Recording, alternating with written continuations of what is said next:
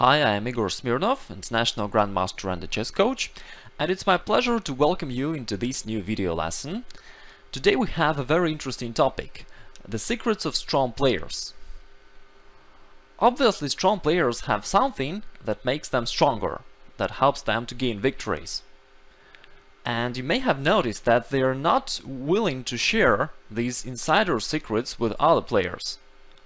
There are a lot of video lessons out there recorded by strong grandmasters, but in most cases they just show you some opening moves or some strong moves played in the games of top grandmasters. However, they do not reveal the most important thing: how can they find such strong moves and how can you do the same? And this is exactly what we will be discussing today.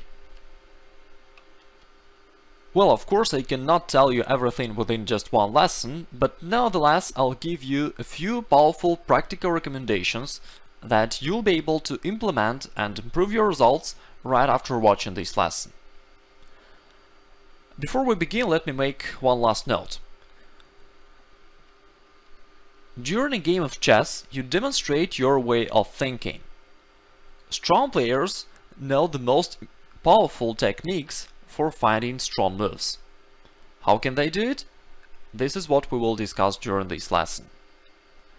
In order to illustrate this difference between the way of thinking of strong players and not that strong, let's have a look at one example.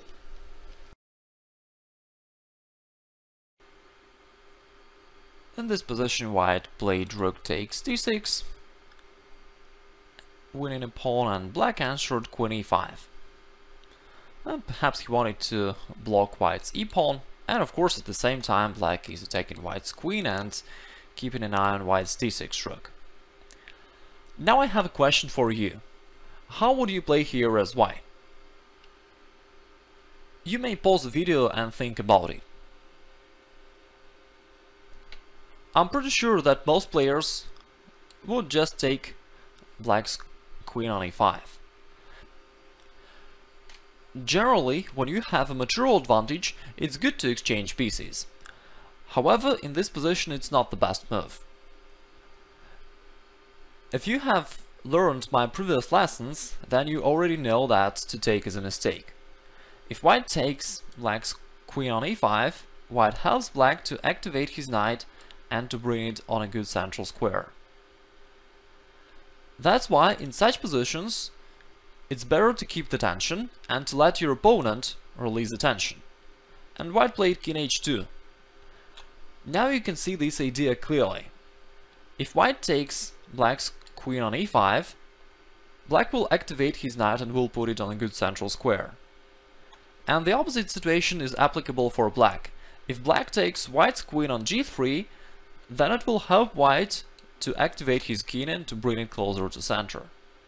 That's why to take is a mistake, and that's why in such cases it's better to keep the tension. In the game, black indeed took white's queen, white recaptured, and now white has an easily winning position. White can bring the king to f4, then push e5, and he has an extra pawn, and black has a lot of weaknesses, so it's totally winning for white. Here we have seen one secret of strong players: a rule to take is a mistake. It may sound simple, but most players do not follow this rule and do not know about it. Actually, they do an opposite thing. They take whenever they can. Actually, it's easy to explain it. Let's have a look at another example.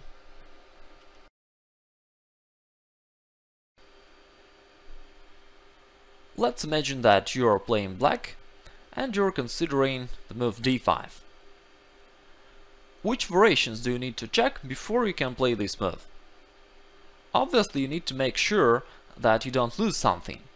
And so you start your calculation and you think to yourself, okay, I'll play d5, he'll take, I'll take with the knight, he recaptures, I take with the bishop, he takes with the bishop, I take with the queen, and now you see that everything is fine, and it means that you may play d5.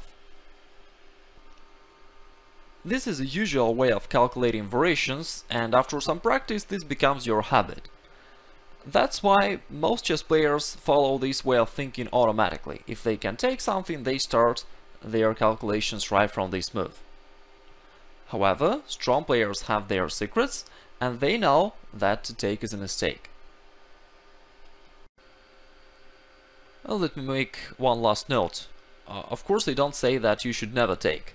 Sometimes you can win opponent's material, or you may be forced to recapture in order to keep the material in balance. In those cases, of course, you will take. For instance, let's make a few moves back in this game. For example, after white took c takes d5, of course black has to recapture, otherwise he will just lose material, so there is nothing to think about. Black has no other options but to take. But in this position, white should not take on d5, and this would be a mistake, and white should refrain from making this move, because of the rule to take is a mistake. Actually, I have recorded a separate lesson about this rule, and maybe you even have seen it already. If not, you may find a link below this video lesson, and I think it will be useful for you. And in any case, I believe it will be useful to repeat this material.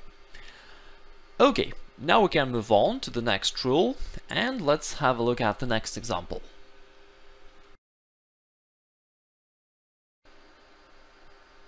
This is a theoretical position of Sicilian defense, neither variation.